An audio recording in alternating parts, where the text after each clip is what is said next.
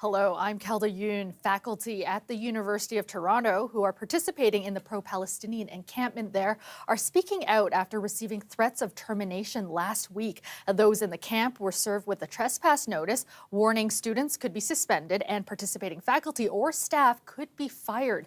Dale Manukduk joins us live from U of T. And Dale, there's also, of course, a potential injunction looming over this encampment.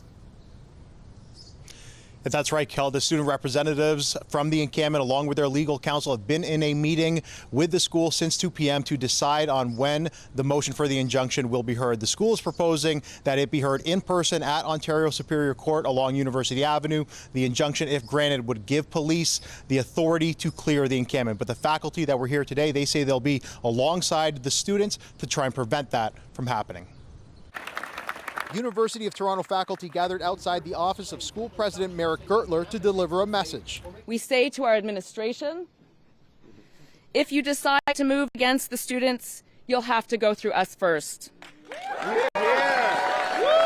On Friday, those in the camp were given trespass notices and threatened with either suspensions or termination. And yesterday, the school filed a court injunction that would authorize police to move in on the encampment. But U of T hasn't indicated if or when they would ask police to get involved.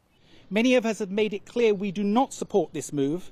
Some of us have said that we will resign our administrative roles if the university carries out that act. So I say to President Gertler, not in my name, if you think authoritarian responses to peaceful protest in a democratic country is appropriate, that's on you.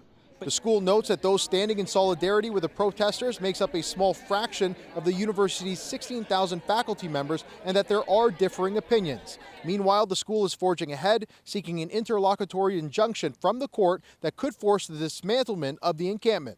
Protesters who do not comply with it could be seen as being in contempt of the court. So that is one very efficient way to make sure that the encampment would potentially be dismantled.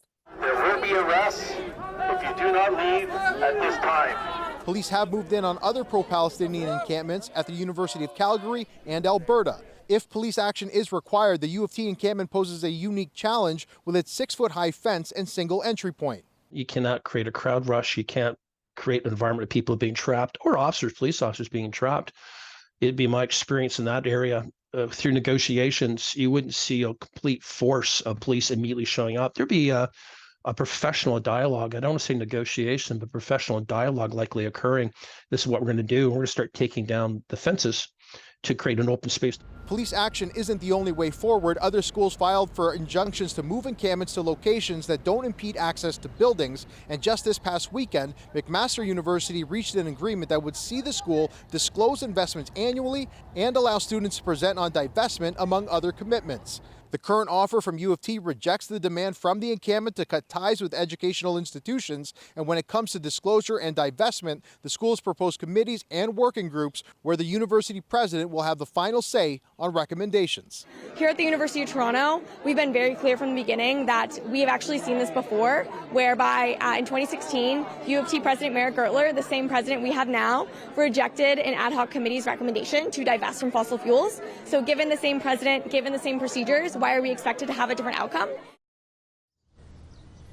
The encampment protesters have been clear on their position. They don't want committees, they want commitments. The faculty that were here today, they want the university to meet the students' demands. There's also an online petition signed by over 4,600 alumni that want that same outcome. We last heard from the student representatives' legal counsel at around 4:15. They said they were still in that meeting with the school, so no word yet on when the injunction hearing is going to take place. Kelda? All right, thanks so much for this, Dale. Our Dale Manukduk reporting live from U of T.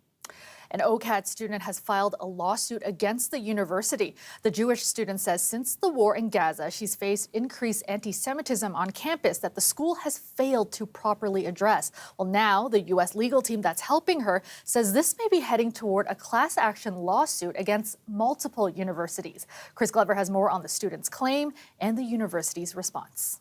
How does it feel to graduate a school that you're currently suing? Honestly, it doesn't feel like I've graduated. OCAD student Samantha Klein should be preparing for graduation. Instead, she's gearing up for a legal fight with her university. The university not being able to guarantee my safety was my main concern in wanting to do this. I don't want any other Jewish student to have to experience this. For months, she's complained about things on campus like this, a mural wall for art where offensive and violent messages have been directed at Jewish students like her, in some cases naming her, even veiled sexual violence threats against her mother. They don't care at all about it because for them it's a whole PR thing that they have this wall that anyone can draw on, but in fact it's this wall that's creating hate crimes and they refuse to take it down. My experience at OCAD is one that no one should have ever endured.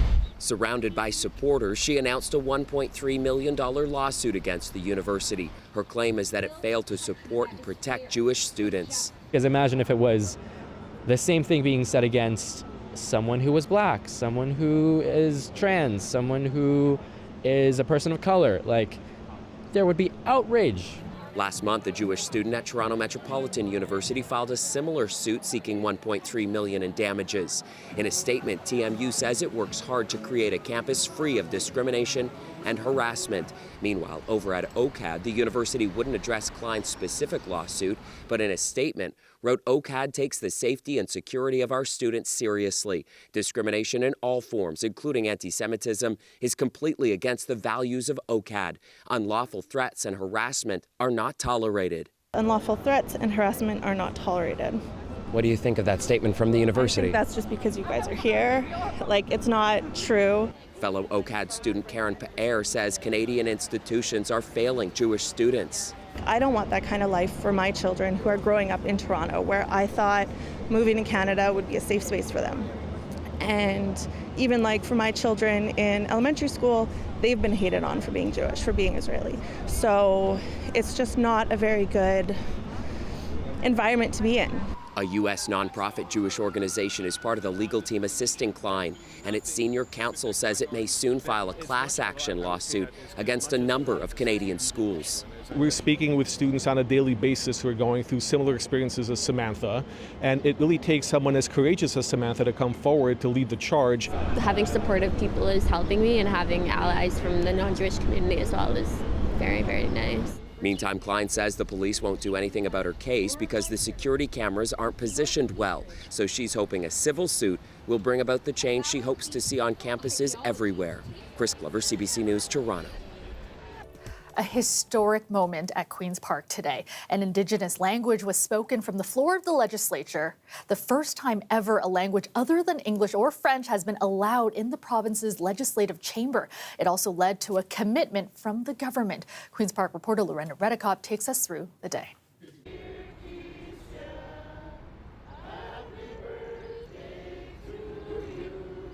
This monumentous event happened on an already special day for Saul Mamakwa, his mom's birthday.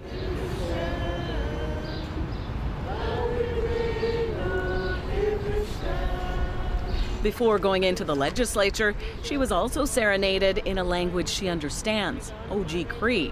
Only later that day could it be spoken on the floor of the legislature. Going to recognize the member for Kiiwetinoong on a point of order. It was a long ovation before he spoke, everyone recognizing the significance. Some of the visitors had taken a 3-hour chartered plane ride from Northern Ontario, the first time a language other than French or English could be spoken inside the chamber. We need to revitalize our First Nations language. Teach your children to speak their First Nations language and to be proud of it. Mamakwa spoke for 10 minutes. An interpreter provided live translation. He talked about the history of Indigenous languages not being allowed, including in residential schools, children's mouths washed out with soap. They were punished for speaking their own language. They were given manual labor. He urged other legislatures to also change their rules. His sister says she's seen the impact of having an MPP who speaks a First Nations language.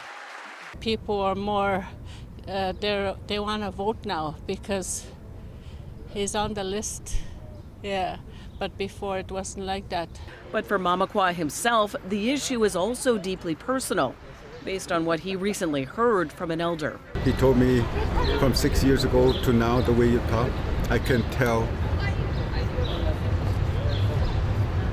that you're losing your language. That's what this has done. Later, Mamakwa led off question period, asking about long-term care in the north and the 76 beds the government promised during the 2018 election campaign. The system is failing them.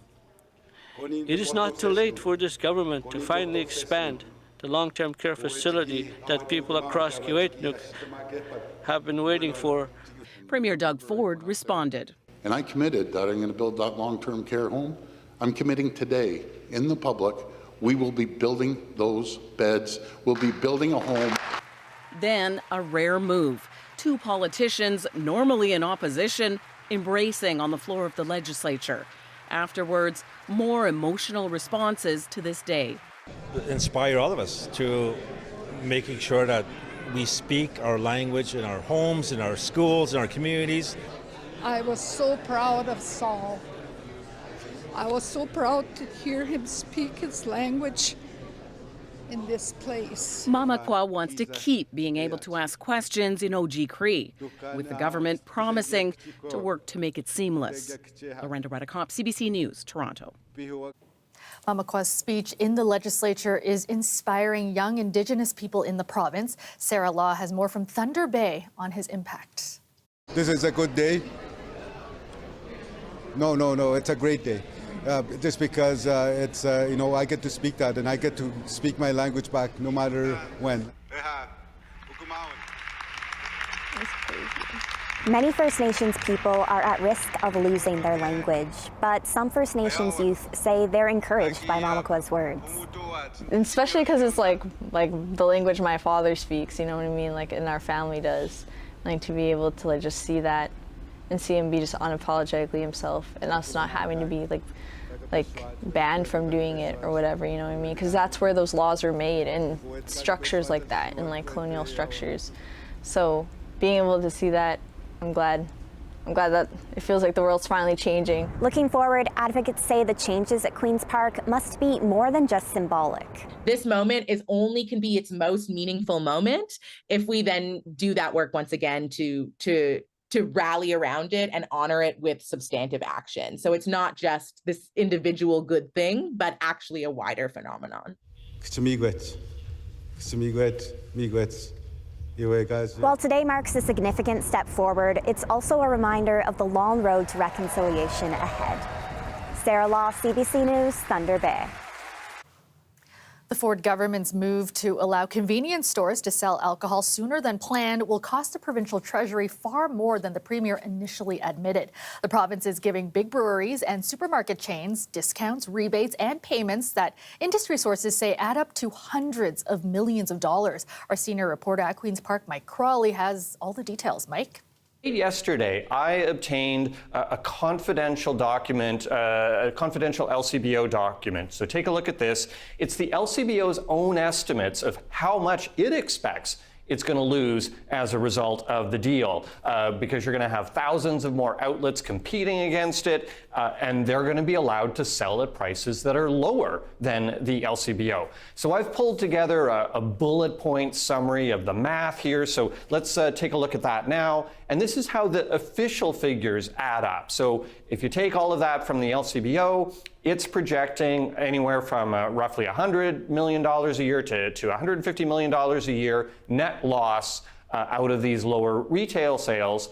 The government also tells me that they expect to see a cost of $45 million a year in rebates that the LCBO is going to pay to brewers of a particular fee that the LCBO charges on beer. So you add that up, that's up to $200 million a year on top of the $225 million payout to the beer store. And an industry source tells me that the province is actually lowballing that LCBO payment to the brewers. That source says it's a lot higher. And if you add that source's estimates to the projections that the government officially gave, or the LCBO officially gave, you could see the Treasury losing out on up to $450 million a year. The Liberals' math adds up to $1 billion.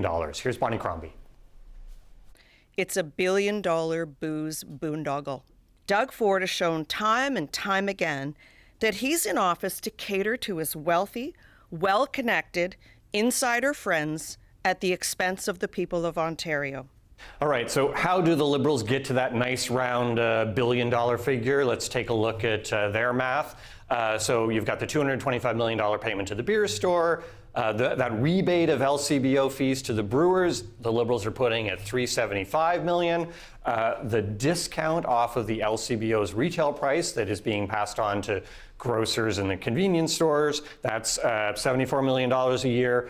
And then the Liberals are throwing in a number by saying that the government is not doing what it could, which is to auction off the licenses to sell beer, wine, and cider in the convenience stores. They're putting that figure at $300 million. The government says we were never going to add that kind of a burden on these new outlets, so they're saying that's basically a fake number. If the government had actually waited until the end of next year to roll out the beer in the convenience stores, it would not have had to pay the beer store a single penny.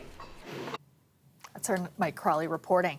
Toronto District School Board's Director of Education, Colleen Russell-Rollins, will be calling it a career after more than 30 years in the profession. Her retirement, which comes into effect in November, was announced in a news release by the school board today. It says that during her tenure at the TDSB, Russell-Rollins oversaw the expansion of French immersion, improved access to childcare, and implemented the Centre of Excellence for Black Student Achievement, among other accomplishments. The TDSB says it will be beginning the search for her successor soon. Welcome back. The cleanup is underway after a tornado touched down in southwestern Quebec last night, close to the Ontario border. Thankfully, no injuries were reported, but the storm did damage several houses and a farm. Quibina Udoro has more from Rico, Quebec. The extent of the damage that the tornado that hit this part of Quebec left is extensive. The homeowners from this building don't have a roof, and the trees are down on some of the power lines. Hydro-Quebec has been working to restore power for people in the area. The homeowners say they were shocked when they realized that a tornado created this much damage. It's devastating. We had just spent the past 4 years. We bought this place very inexpensively, and we've thrown our heart and soul into this place, and we've just built it up for 4 years straight, and everything is gone. The shock of the total destruction of everything that I've built over the last 4 years, it was heartbreaking, and it was a little bit rough. The mayor of the town and police are saying that no one got injured, but there are some houses and some farms that did suffer some damage. The community has been really stepping up to help the people. One man I spoke to who is at this home cleaning up the branches and the trees that have fell down from the tornado says that he would even do free work for the family because he used to live in this home and it means so much to him. This is the house where I grew up when I was young, so I lived here for 12 years. So we got a lot of memory here, and this tree, I climbed them all my young time, what also having a big impact on my job that I do today. And I decided to come here for help. You know, I know insurance cover like a good part of the tree cleaning and all of these, but the problem is sometimes they don't cover everything. So if I have to do some free work to help people, it will be my pleasure to do. The homeowners of this house say that when they do their renovations, they're going to make sure that their new renovations are able to handle tornadoes because there is a fear that this could happen again. One thing's for sure, they are very happy that the community has stepped up to help them and help the other people who have damage to their homes. And also, they are happy that no one else was injured in the process of the tornado happening here. Quibina Udoro, CBC News, Rigo.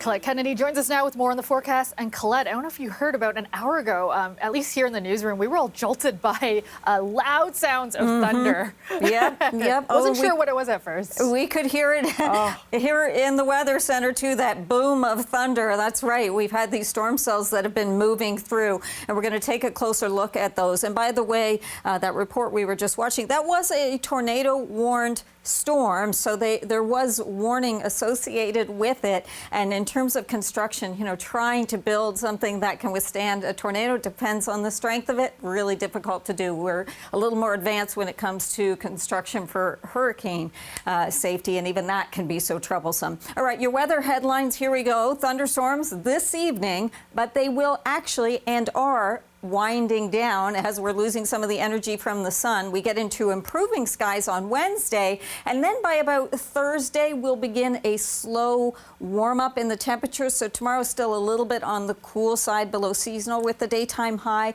but we'll begin to pick it up from Thursday onward. So our current temperature is looking like this, anywhere from 15 in St. Catharines. There are some storms in this region, in Niagara area too, which you'll see on the radar in a moment. And Oshawa basically being bypassed, so you've had more of the sunshine. In other areas where the sun has been coming through, it's actually kind of helped to fuel that energy, some of these storms. So from Owen Sound down through Caledon, and then they've just been moving along that corridor kind of around the 427 and then on down into the Niagara region. Still a lot of lightning strikes in here, but if I show you where we're at now and kind of hold this and we just pause, you'll see less as that sweep goes through with my radar. So still some lightning strikes. That's always dangerous. Otherwise, they are generally not severe storms. There is a different case in southwestern Ontario, Windsor, Essex County through this area, Leamington. There is a severe thunderstorm warning actually there, where the chance of those winds gusting over 70 kilometers an hour and some small hail is at play.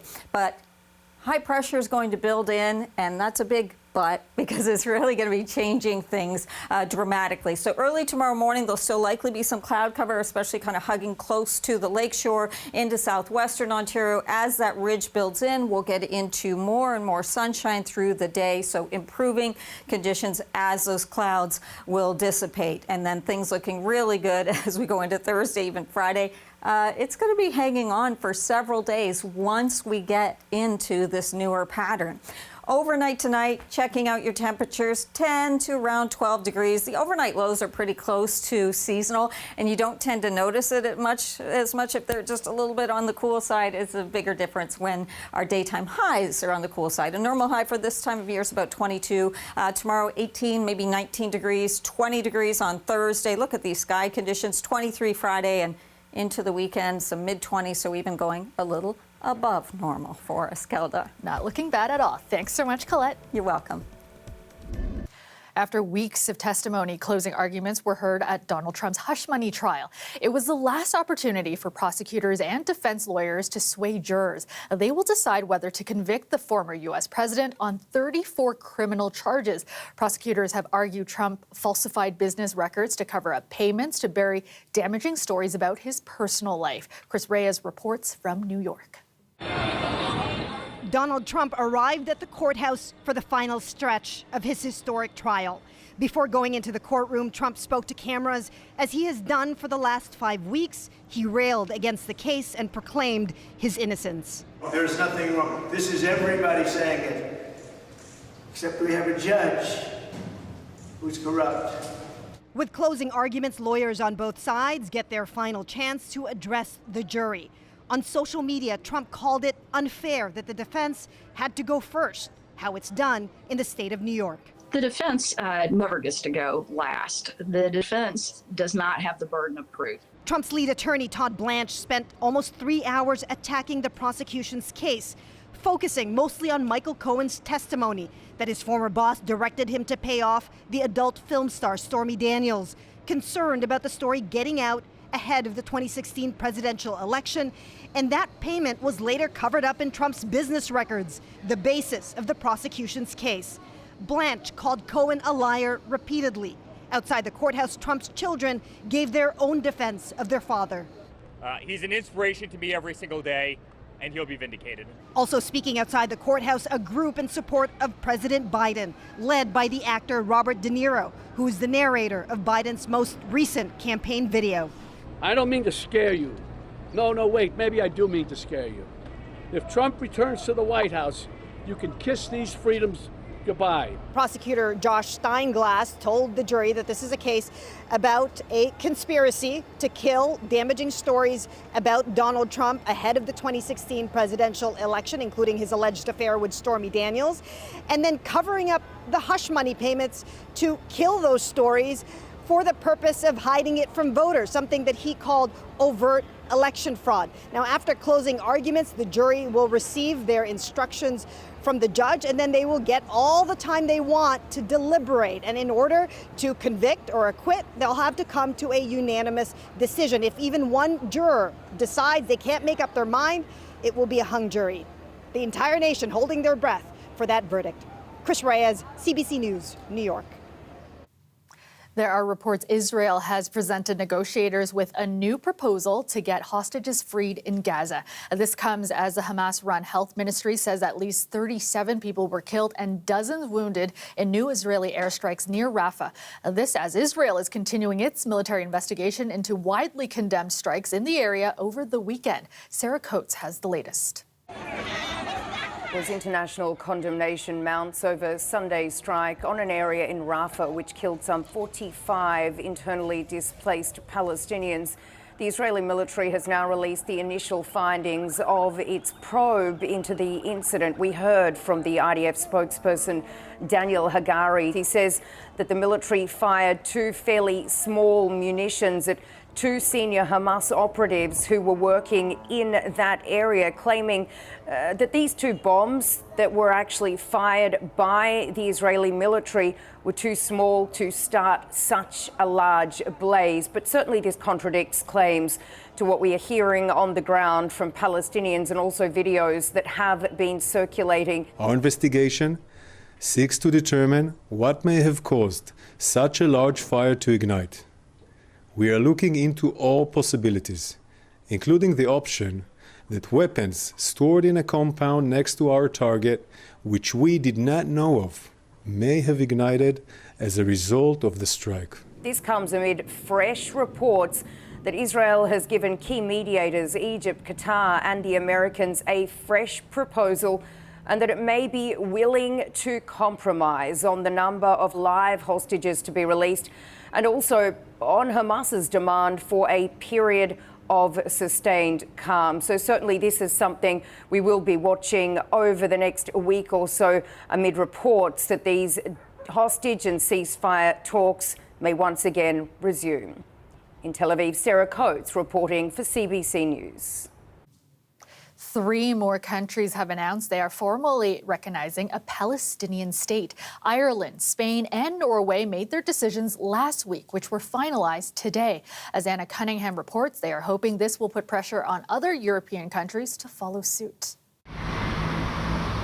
In Dublin, Madrid and Oslo, that's where the formalities were done today, with each parliament officially recognizing a Palestinian state. The Spanish Prime Minister Pedro Sanchez did address his nation earlier today. He said it was an essential step towards a lasting peace. The state of Palestine must be viable, with the West Bank and Gaza connected by a corridor and with East Jerusalem as its capital, and must be unified under the legitimate government of the Palestine National Authority. In Dublin, the Palestinian flag was flown outside Parliament there, and Ireland's Prime Minister Simon Harris told his parliamentarians that there is an onus, he said, on every country and the EU to use every lever at our disposal to bring about a ceasefire in Gaza. In Norway, which is not an EU member country but did join this coordinated move today, it was described as being a special day.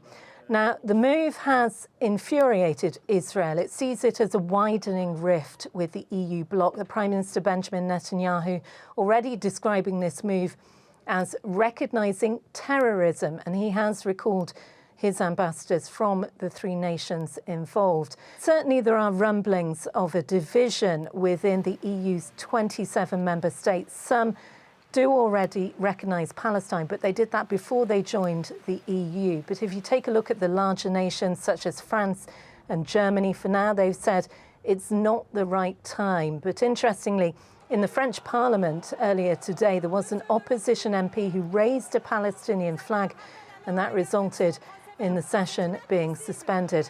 As for here in the UK, well, Gaza is a focus ahead of a general election, but certainly no decisions will get made. Parliament here remains closed before the country goes to the polls. Anna Cunningham for CBC News, London.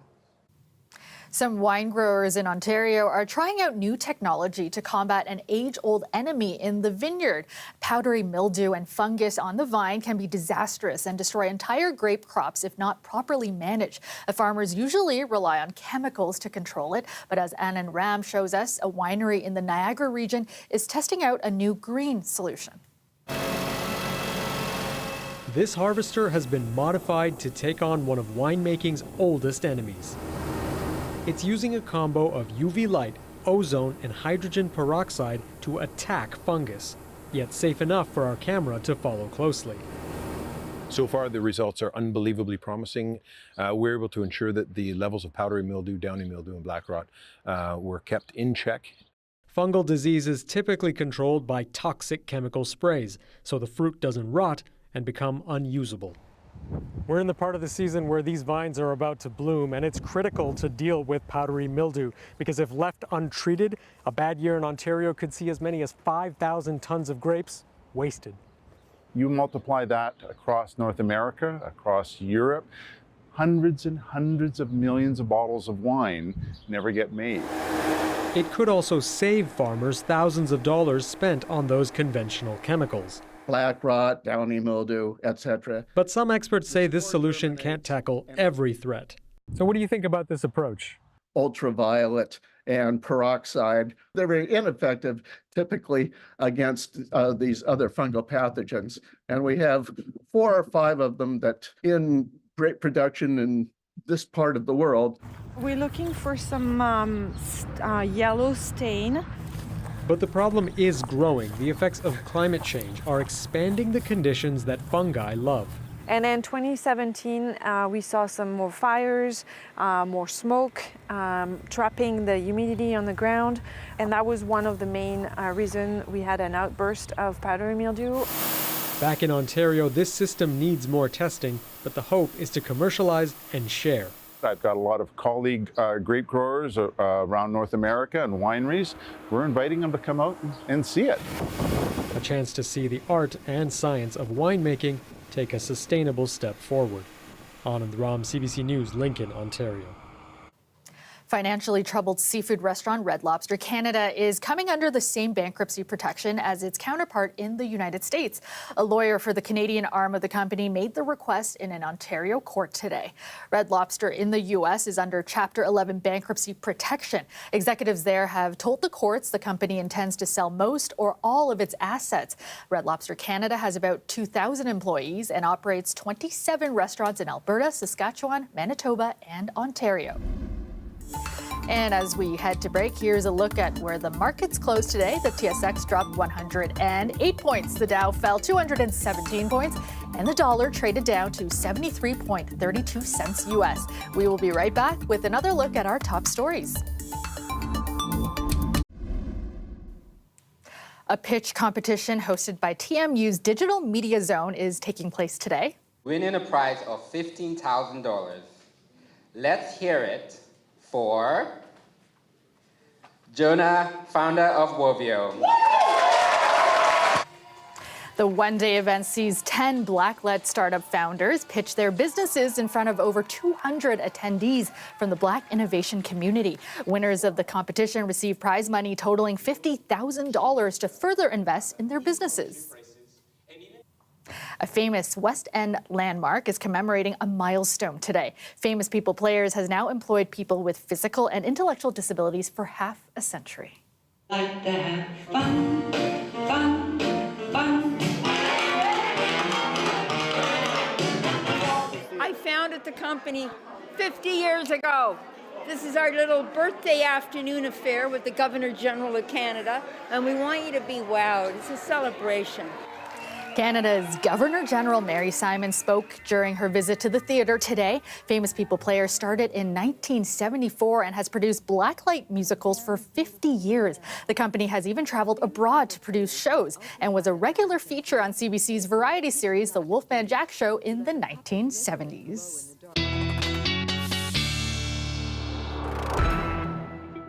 And Colette, you mentioned these thunderstorms kind of winding down. It was pretty big boom earlier, though.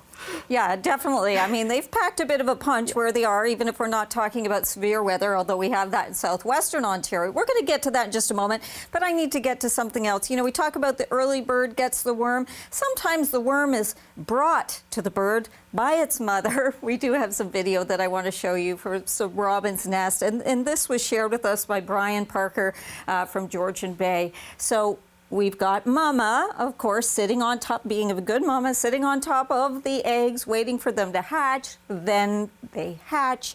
And this was, going about a week or two, I guess, in before they left the nest. But you can see her, both of them, parents bringing in the worms and bringing it to them. So she, I guess, is the early bird. And look at look at all those beaks, just grabbing, so eager for them.